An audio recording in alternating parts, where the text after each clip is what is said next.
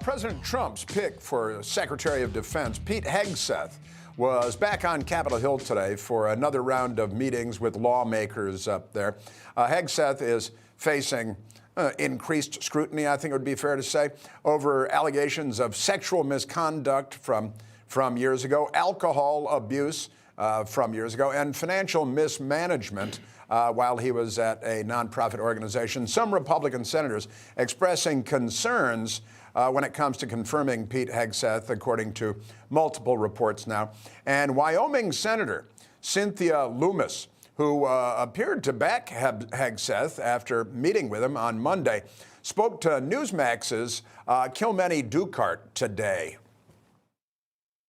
When I met with him the other day, we didn't discuss the new allegations, of course, but now that there have been new allegations, it's important that we discuss those. And so I look forward to a conversation with him next week about that. Other women, Republican members of the Senate, like Tennessee's Marsha Blackburn and West Virginia's Shelley Moore Capito, expressed support for Pete Hegseth. Today, Hegseth was asked if he thinks he's being Kavanaugh'd. Do you think you're being Kavanaugh'd right now? I had a member not 45 minutes ago look me in the eye in private, just he and I, and say, that's what they're trying to do to you. That's what they're trying to do to you. That's their playbook. Get ready for more. And they're going to make it up, just like they have so far.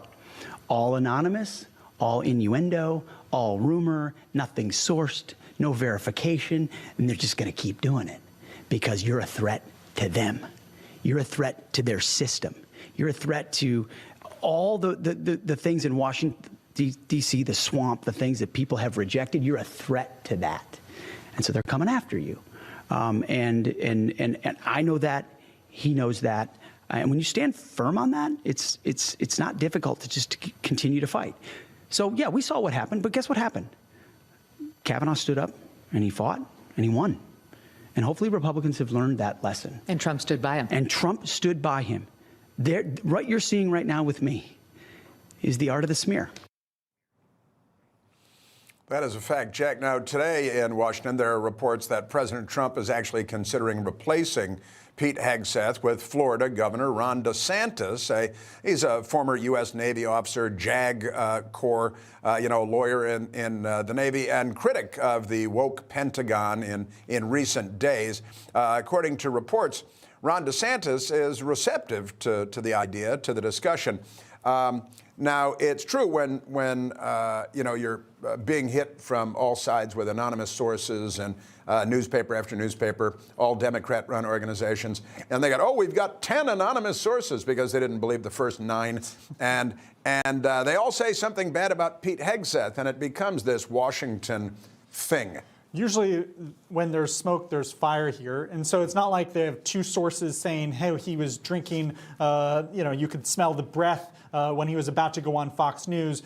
You have this New Yorker blockbuster story that you mentioned about kind of financial improprieties, how he treated women at these veterans organizations. And so I think when you're Secretary of Defense, it's a 24/7 job. And so senators have real questions about, does he have a problem with alcohol?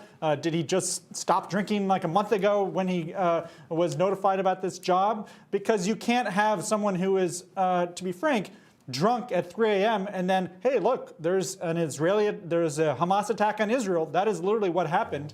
And so that's why senators have this advise and consent role. And if you get Ron DeSantis in that job, as it's reported, Trump is kind of looking at him, there's going to be no stories about, oh, he's an alcoholic or he had sexual harassment allegations. If that didn't happen, they're not going to report that. Patrice, there are lots of stories. We're talking about alcoholism. There are lots of stories that are not being reported about Kamala Harris, for example, and alcohol. It's a 24-hour-a-day job, unless you're Lloyd Austin and you're Secretary of Defense, or President of the United States, disappear, or if you're Joe Biden, for whom it's been a 3-hour-a-day job. And I've got to say, this Washington massacre game is a one-way street. Information, truth, is freedom. Is Newsmax. It's real news for real people.